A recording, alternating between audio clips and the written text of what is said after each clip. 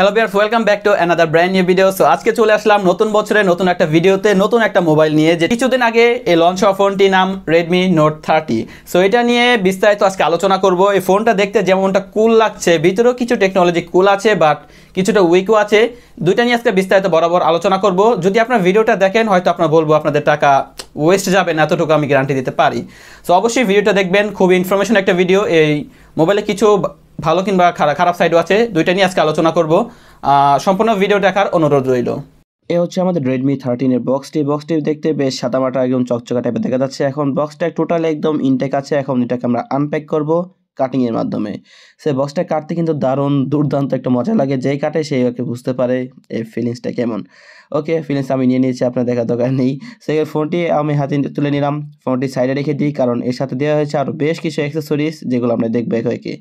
আর এই ফোনটিতে কিন্তু তার 30 ওয়াট একটা চার্জার দেওয়া হয়েছে, একটা কেবল দেওয়া হয়েছে। আর এখানে কিন্তু বেশ একটা আনকমন একটা কাভার দেওয়া হয়েছে, যেটা সব ফোনে দেওয়া হয় না, বাট এটাতে দেওয়া হয়েছে একটা ব্ল্যাক কালার কাভার। আর কোয়ালিটিও বেশ দারুণ। আর এই হচ্ছে আমাদের Note 13 এর ফোনটি। এখন এটাকে আমরা আনপ্যাক করব। জাস্ট ওয়াও, পিছনে গ্লাস বডির মধ্যে দেখা যাচ্ছে, বাট প্লাস্টিক।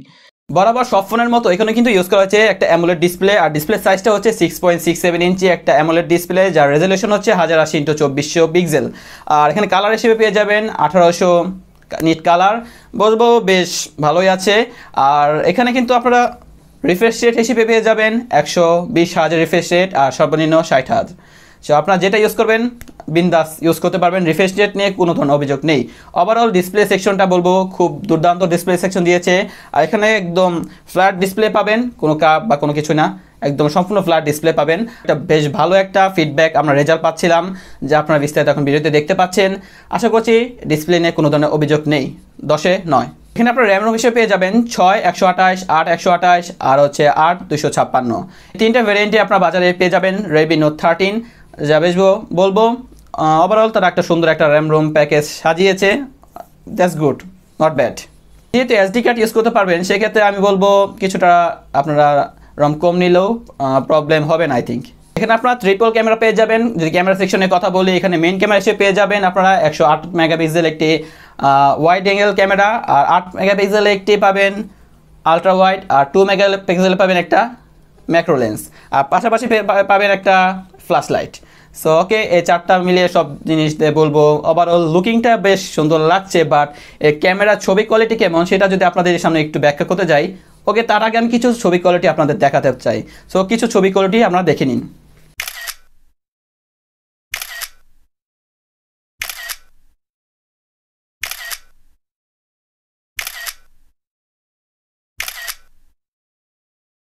ক্যামেরা সেকশনটা যে অভিযোগ করে, সেক্ষেত্রে দেখা যাচ্ছে যে 108 মেগাপিক্সেলের ক্যামেরা দিয়েছে, সেটা বলবো খুব ভালো একটা কাজ করেছে।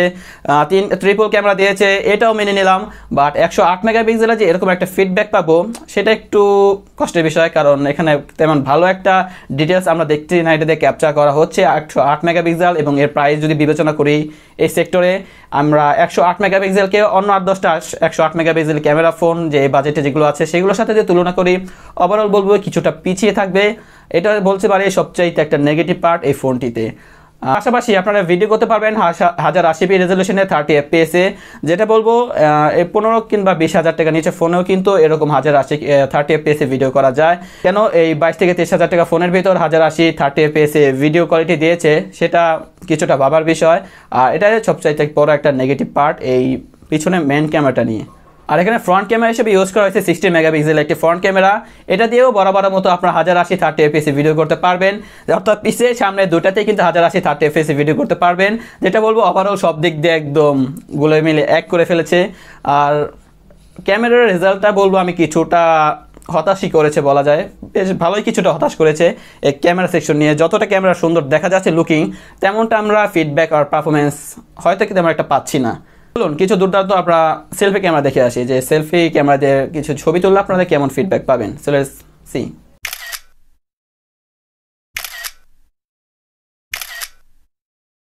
প্রসেসর হিসেবে আপনারা পেয়ে যাবেন এখানে কোয়ালকম স্ন্যাপড্রাগনের 685 একটা প্রসেসর। আর এখানে কিন্তু জিপিইউ হিসেবে ইউজ করা হয়েছে অ্যাড্রিনো 610 একটা জিপিইউ, যেটা দিয়ে বলবো ওভারঅল যদি আপনার গেমিং করতে যান সেক্ষেত্রে কিছুটা এই ভালো একটা হিটিং ইস্যু হচ্ছিল, আর গেম তেমন একটা হাই রেজলিউশনে তেমন একটা খেলা যাচ্ছিল না এই ফোনটি দিয়ে।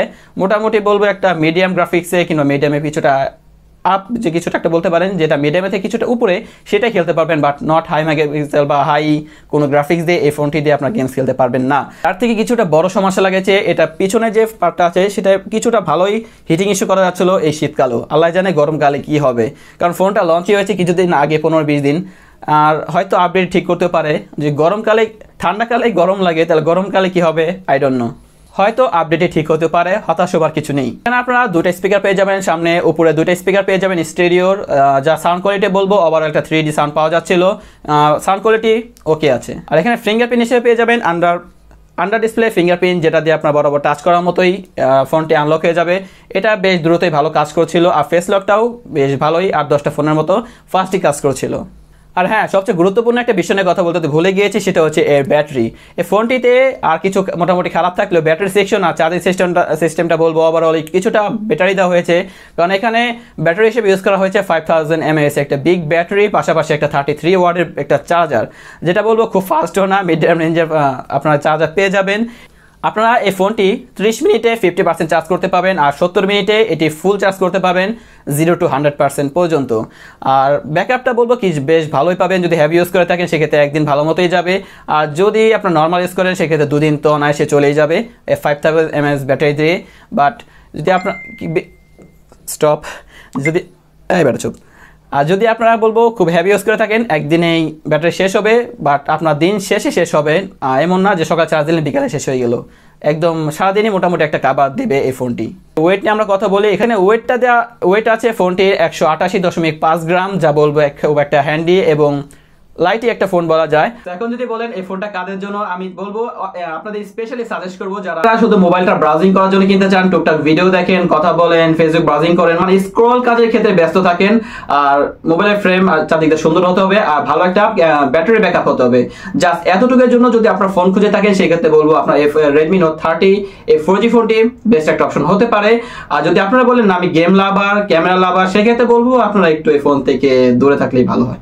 আর যেটা আরো অনেক ধরনের ফোন পেয়ে যাবেন যেগুলো হেভি গেম সাপোর্ট করবে, ভালো ক্যামেরা আছে, সেই দিকে আপনারা মুভ করতে পারেন। বা যদি লুকিং এর ক্ষেত্রে বলেন, স্ক্রল করার ক্ষেত্রে বলেন, ব্রাউজিং করার ক্ষেত্রে বলেন, লং লাস্টিং ব্যাটারি সেক্ষেত্রে বলেন, সেক্ষেত্রে বলবো এই ফোনটা বেশ একটা ভালো একটা চয়েসের আপনারা রাখতে পারেন।